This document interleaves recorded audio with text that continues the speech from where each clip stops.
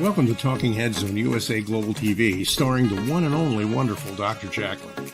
It's a prestigious place where world-class influencers and experts meet, and where you'll find the most trusted advisors and coaches for all things in life and business. Visit usaglobaltv.com to sign up for our newsletter, get the value you need, and be first in line to learn about events and giveaways and other valuable content. Connect with us. Email Dr. Jacalyn at usaglobaltv.com to talk about how you can become part of USA Global TV. That's USA Global TV, where the doctor is always in. Hello, everyone. The doctor certainly is in today. Welcome to USA Global TV, home of Talking Heads. And a big shout out to our friends listening on Business Talk Radio out of New York. Hello, Chris Roberts. I am Dr. Jacalyn Kerbeck, and our show today is The Wise Ones. This show is so much fun because of my co-host, Fred. He is a pure delight. He is out there shaking up the world, constantly creating new content, bringing inspiring people and just sharing messages that are just wonderful and relevant for the entire world. So let's bring out Fred. Hi. Hi, Jacalyn. How you doing? How's everybody out there? Having a good attitude, I hope, right? Yes. Tell us all about the importance of attitude, since you are the guru, Fred. The attitude is, I don't know. I think attitude is one of the most important things you can have. And other than gratitude is one of the most important human emotions you can have. But your attitude about life, about yourself, about the people around you and the things you do in life, they're so relevant. They are so important. And if you have a bad attitude, the world can stink. If you have a good attitude, then, everything, you like looking through rose-colored glasses. There's that silver lining. You can always find the good in things. And that's what I try to do, is try to encourage everybody to find the good stuff, not look at the bad stuff, because there's plenty of that to go around. Make something positive out of it. That's my motto, is change your attitude. You can change your life, good or bad, but you change your attitude to a positive, you can have a positive life. That's brilliant. Thank you so much, Fred. And as we were talking on other shows and just in general, every day is not going to be the best. Things are going to happen, but yet there's always something to be grateful for, whether it's the fact that your eyes are open and you can see, you can breathe, you have a roof over your head, whatever it is. So can you share a little bit before we bring out our guests? How do you keep yourself in the right frame of mind when there are things that are challenging? You've mentioned you have pain that you struggle with, that you have struggled with. So when you're in those moments where it feels just overwhelming, how do you keep that positive attitude? Wow, that's like I say, everybody say, well, it's easy. You're always happy all the time. You wake up, probably jump out of bed. Most of the time, luckily I do, but I have those days where I get up and it's like, oh, I don't feel good, didn't sleep good, I'm worried about this, the dog is sick, this is wrong, that's wrong. Things are not going right. It's a bad hair day. But I got to tell myself, you know what? I know it's going to get better. And the minute you start saying things, positive affirmations out loud, whether it's a pain and whatever, it hurts, some disease, something's going on in your life that's painful, you start saying positive things about it. It's going to get better. I will find a way to get around this. I will find a solution to this problem. We will get through this. When you start saying those things out loud, the chemistry in your body starts to change. And when your chemistry starts to change, endorphins are released, serotonin is released, all these things, you start laughing about life instead of being moaning and groaning. And when you do that, all of a sudden your body starts, it responds. It's just like a computer. You can type whatever you want to in there and it's going to respond. Whatever you start putting in here, that's what's going to create your day and the people around you. So that I just start by saying, look, this pain is going to go away. The swelling is going to go down. This finance is going to be taken care of. This issue I'm having with the book is going to take care of. Everything's going to work out. And I'll tell you what, you can think clearer, more solutions are more readily available. And the decisions you make are so much better than when you try to make them in a bad mood. Okay, that's it. Thank you, Fred. I think that's great direction to really think about when you have to make an important decision in your life. What frame of mind are you in? Are you reacting? Are you feeling sorry for yourself? Are you coming from a place of fear and panic? Because none of those, in my experience, have been a great time to make an important decision. That's absolutely true, because like you said, we're faced with issues all the time. And life is like 90% of what happens to you. But the real key is the 10%, it's how you react to it. And when you react in a positive manner, it's easier to get through the valleys that you're going through and get back on top of the mountain. So that 10% is important. And once you start changing that 10% of your attitude, that 90% gets solved. Amen to that. Yes. So, Fred, let's bring out our guest, who also is a man with an incredible attitude. Why don't you go ahead and introduce him? Oh, I'm lucky to introduce this guy. He is a trip. He's a hoot. He's called the Rabbi, and Rabbi Yonason Goldson. Now, you can't get a more Jewish name than Yonasongoldson. That's Yonasongoldson, I'm telling you now. He is the ethics ninja. He is a co-host of his own show, The Rabbi and the Shrink. And if you get a chance, if you're on LinkedIn or YouTube, if you get a chance to listen to him, he is a hoot to listen to, because he looks at things obliquely. He's an author, he's a keynote speaker, he's a coach, and he's just an incredible, wonderful human being that has such a brilliant touch and key points on life and life in general. So I'd like to right now introduce Yonason Goldson. Hi, welcome to the program. Well, I'm glad to be here, and thank you, Fred. I don't know who you're describing, but somebody with my name sounds like quite a person. It's attached to your name and your face now. That was brilliant. Now, how did you two connect? Well, the way I'm connected with pretty on much everybody these days. LinkedIn. That's where I spend a good part of my time. There's so many quality people there, and you can really create communities, especially getting through COVID, when we've had to cut down our face-to-face engagements. I've been grateful to find some really, really worthwhile people to hang out with, and Fred's one of them. Oh, that's fantastic. Well, we're really glad that you're here. And just for our audience who's just joining, this show is The Wise Ones. And so, Rabbi, you obviously are very wise. And before we get into your background, I would love if you would just share with us what you've been finding in terms of people turning to or turning away from religion during this whole pandemic. Have you noticed any trends? That's a really interesting question. It's been challenging for religious people because religion requires community to a large extent. Sure, my relationship with God is personal, but as a member of a community, I'm able to share my values with people who see the world the way I do. Sometimes talk to people who see the world differently.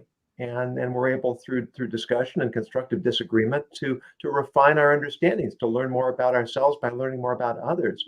So it has been a challenging time for the religious. If it's, there was almost a whole year when I couldn't go to synagogue.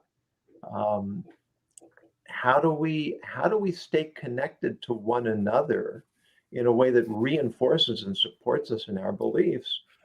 Sometimes we turn to God, sometimes we turn away from God.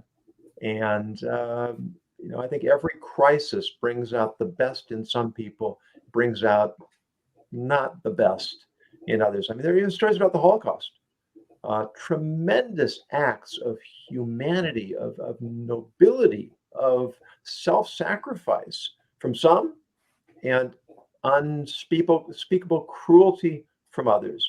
So I'm not sure if I've seen a single trend.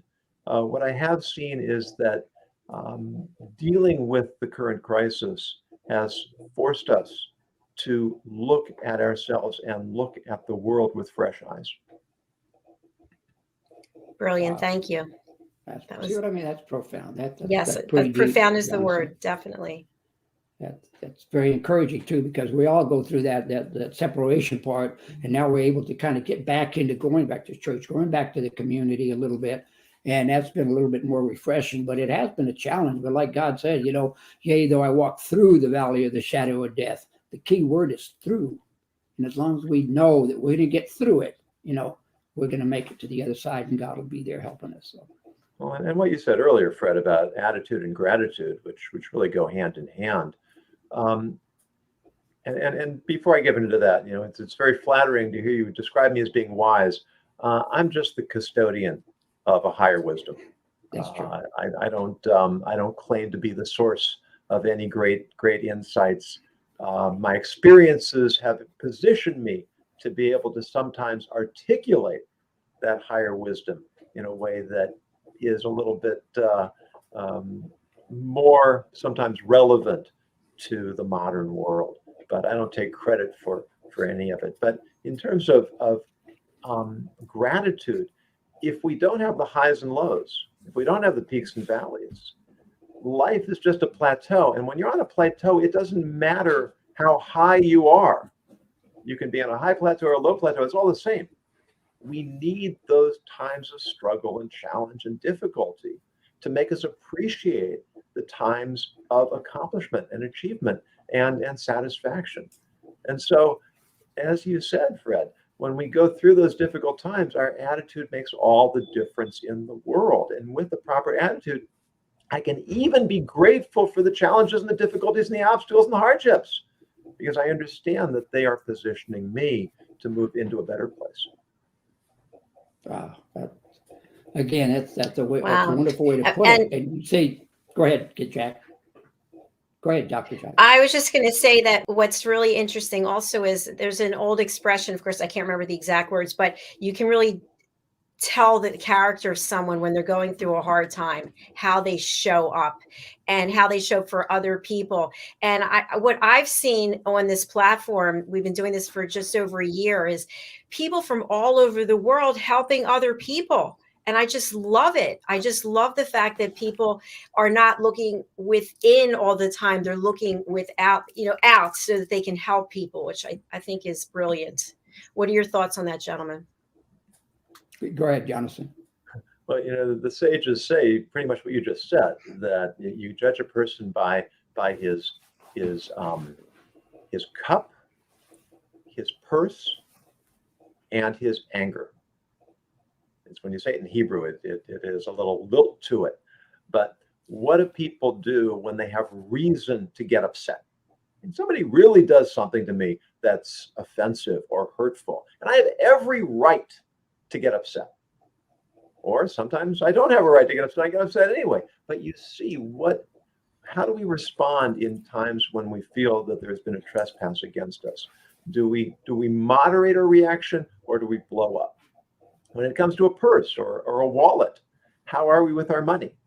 Are we stingy? Are we tight-fisted? Are we profligate? Are we throwing money around? Or are we measured? And with our cup, with the way we eat and we drink, with our appetites. Sure, we're not supposed to be monks, most of us. We're supposed to be living lives where we engage the world. But to go to excess, then I just become a creature of indulgence.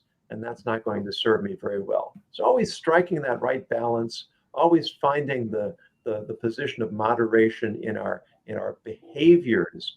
That's really the sign of a mature person, of a thoughtful person, of a person who he understands that his place in the world is to get along with others. Thank you. That is fantastic. Yes, it is. Fred, I have about 1,000 questions, but I don't want to keep going. Go ahead. I'll do. Well, Yonason, I was just telling Jack earlier that you have this ability to look at life from an oblique angle sometimes, and I love it on your the Rabbi and the Shrink, or some of your speeches. You give a 2.5-minute speech on LinkedIn and YouTube, and they're so delightful. I laugh myself silly about the NFL team games. I couldn't quit laughing. It was just spot on. I'm telling you, it was just delicious. And then you also talked about the TV shows and why you quit watching so many of them. And it's just so wonderful the way you look at things.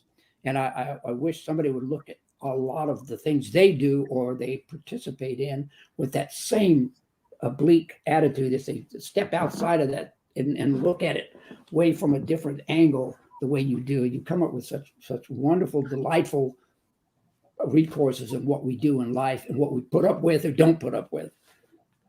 Well, it's interesting. The way the eye is designed, we have cones and rods, and I get them mixed up sometimes, but if I remember correctly, the cone is at the center of the eye, and it's for looking straight ahead, and it focuses on sharp, clear images. And I believe it's the rods that are on the periphery, and that provides us with our peripheral vision.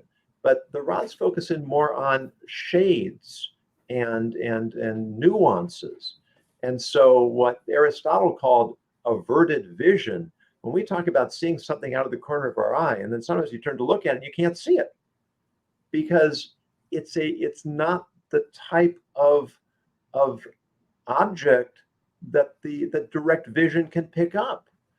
And so very often when we look at things, as you say, from an oblique angle, whether it's physically or figuratively, we start to notice all kinds of nuances that we don't look when we look straight ahead. And today, the world suffers from tunnel vision. We are all so focused on my beliefs, my values, my ideas, my community, my politics, my religion, my way of interpreting things, and we don't give ourselves the chance to see a wider view. We don't give ourselves a chance. When in my work on ethics, ethics is all about gray. That's why I titled my last book, Grappling with the Gray. Because if it's black or white, it's pretty straightforward, it's pretty simple. We can all figure that out.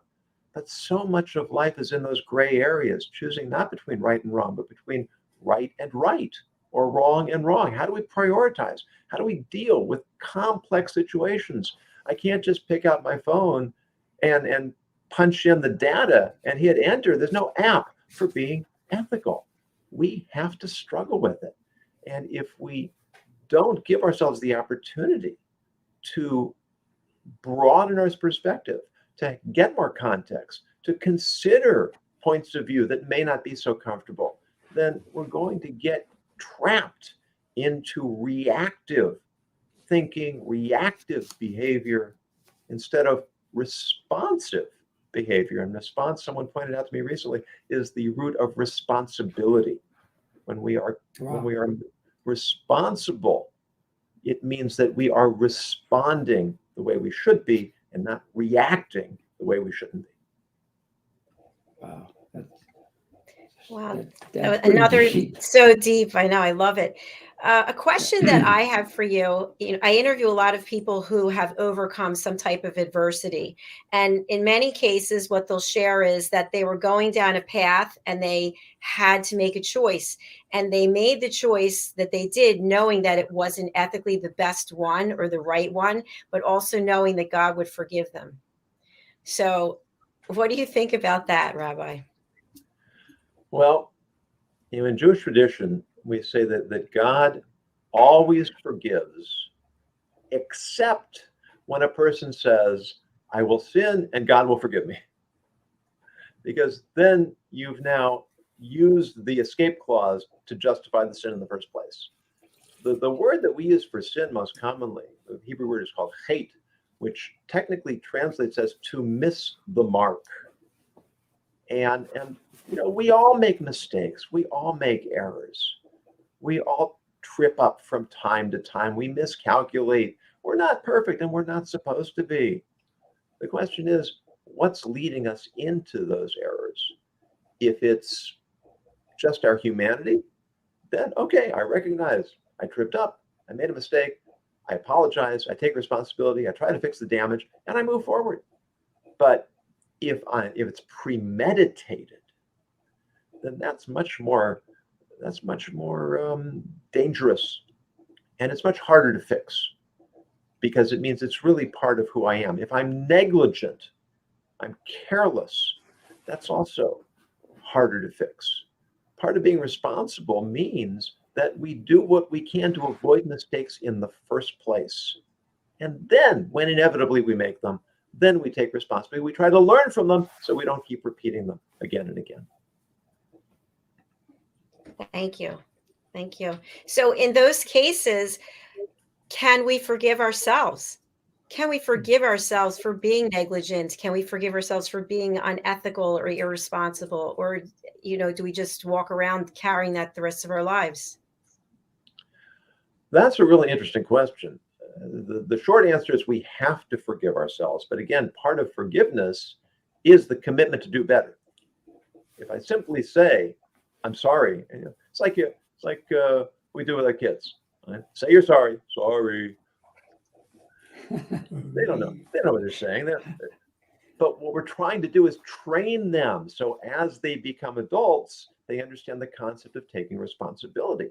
But when a 20-year-old, a 30-year-old, a 40-year-old is saying, sorry, it's not real convincing. And so there has to be an authenticity, a sincerity behind that apology. But we do have to forgive ourselves, because if we don't, we can't move forward. It doesn't mean that the consequences of our actions may persist. It doesn't mean that there may be residual pain. Sometimes we can do things that really cause a lot of harm, a lot of damage, and we have to live with the consequences of that. So again, it's that kind of paradox, that kind of uneasy balance or tension between taking responsibility and at the same time forgiving myself so that I can move forward and become a better version of myself, someone who won't repeat those same mistakes. That's very helpful. Fantastic. Thank you. When you think That's about so the news, I don't even listen to the news. I read it on my phone because I can't stand hearing. But when you think about the atrocities that are taking place, the crimes, the negligence, the unethical behavior, I mean, now apparently it's legal to go into a store and take X amount of dollars of stuff and just walk out and nothing happened. And I just wonder whether it's a school shooting or an accidental killing of an actor or whatever it might be. How does that person take the next step to do the right thing? Because there's got to be a huge amount of emotional, baggage and pain that goes on. And you have to deal with all that. And I think in many cases, you look to a higher power to say, help me get through this. How can I repent? What can I do? It's very interesting you asked that. And I'm going to give you a recommendation for future guests, a fellow by the name of Lester Young. You mentioned my podcast, Fred the Rabbi and the Shrink. Well, we interviewed him yesterday. And he is one of the most extraordinary individuals I've met. It's the only time I've ever seen my co-host crying during an interview, because as a 19-year-old, he killed a man in a drug deal that went wrong. And he was sentenced to life imprisonment. And he served 22 years. And while he was in prison, the prison chaplain steered him onto a new course. And he began reading, he began learning, he began understanding himself. He was giving classes to inmates in the prison courtyard, to hundreds of people at a time. And he's been out for 7 years now, and he is truly a person who has transformed himself. He's an advocate for prison reform so that inmates are decriminalized, not recriminalized. And he's talking to young people. I mean, he's a really extraordinary individual. And part of it, I mean, it was largely him recognizing that he did something horrific. He did everything he could he actually reached out to the family members. And, to hear his story of personal transformation and redemption, most of us don't have to go that distance. The mistakes that we make are not that horrific. But when you hear stories like this, it inspires us to see, somebody like that could come so far. Well, what's my excuse for not trying to go the distance that I need to go? Wow, super. That's such a great example, because you're right. We've had people in here who have killed people, or something happened that was absolutely horrific, sex trafficking, and yet they find their way back and they find their way to help other people. Their whole life is about helping other people. And then others, do things that are not anywhere near as life-changing, but yet they can't give forgiveness to themselves or to other people. They look into their purse and make a donation of their time or money. It's really fascinating. Yeah, and it all comes from recognizing the extraordinary power of the human soul. What makes us different from any other creature in this world is that we have a spark of the divine, and that we can aspire to become more than we are.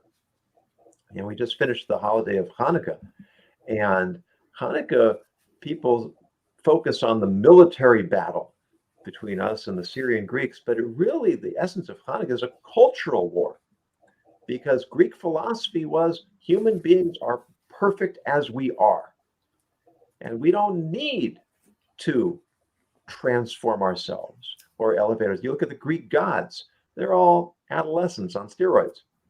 Why would you worship gods like this? Because it gives me an excuse. I don't have to look to be better in myself.